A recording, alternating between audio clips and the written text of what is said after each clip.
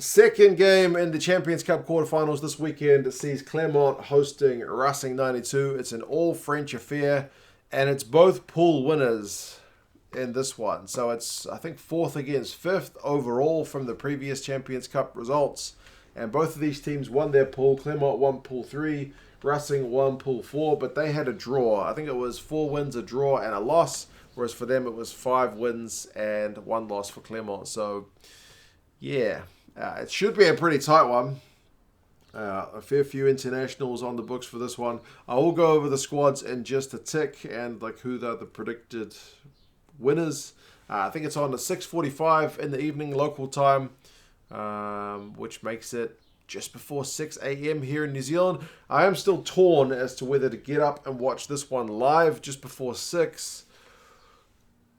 I'm a little worried if I do that, then the commentators will spoil the Leinster and Saracens game for me. If things get quiet, they may be prone to mentioning that, or it may come up at halftime. So it may be that I watch the Leinster and Saracens one when I get out of bed, delayed, and then watch this one delayed before I can access any kind of social media and risk spoilers. Because once you know the result, the game just loses any kind of edge as you're watching it. There's nothing like watching a game which goes down to the wire and not knowing who's going to win it. You can't replicate that feeling if you do know the results.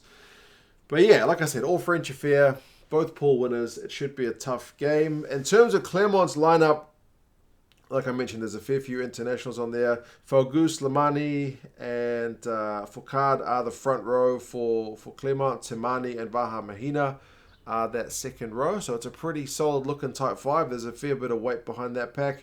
Ituria, Kankure, and Fritz Lee make out the back row. I don't think I've seen Clermont play since the last Champions Cup game they would have played, and they were in top form, so I'm looking forward to see how they go. Para and Lopez are the 19 combo, so there's a lot of experience there. I'm not sure that's quite as like sexy a combo as the Racing 92 combo at the halfbacks, but there's certainly experience and a bit of nous amongst those guys. Nakalevu and Fofana are the midfield.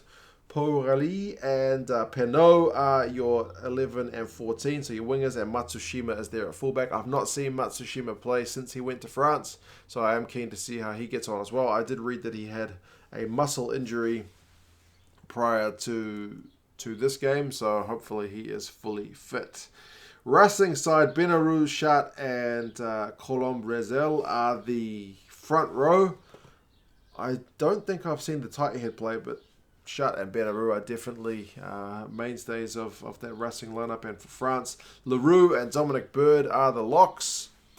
Pretty big, beefy locks. It's interesting, like Racing when they had Nakarawa, it kind of seems to fit more with Racing's style. Whereas Bird and Leroux are kind of no-nonsense second rowers. So, man, I'm still going to do a good job.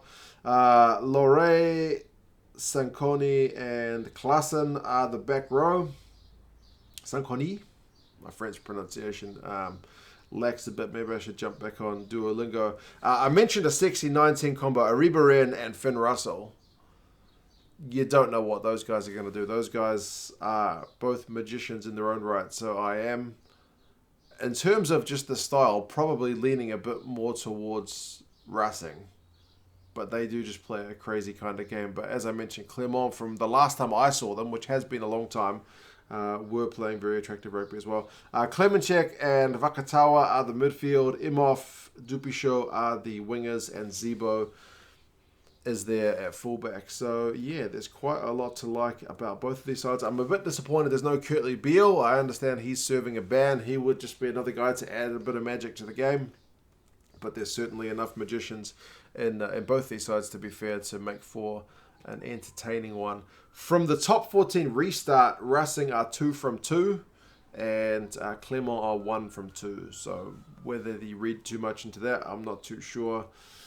But they haven't played each other, so kind of make from it what you will. The bookies over here in New Zealand have got Clermont by 2 points, so they are predicting it to be a very close one.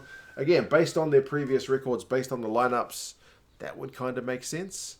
Rugby Forecast algorithm goes a little bit further, and they have got Clermont winning this one by 5 points. So, yeah. As I mentioned, it is it's an all-French affair, so there'll be no love lost between these two teams. And I look forward to seeing how they go, because neither of these sides I have seen since the Champions Cup was postponed at the start of the year. But yeah, we'll see how they go. I think I'm probably going to watch it after I've watched Leinster and Saracens, just to avoid spoilers. But yeah, we'll see how things go.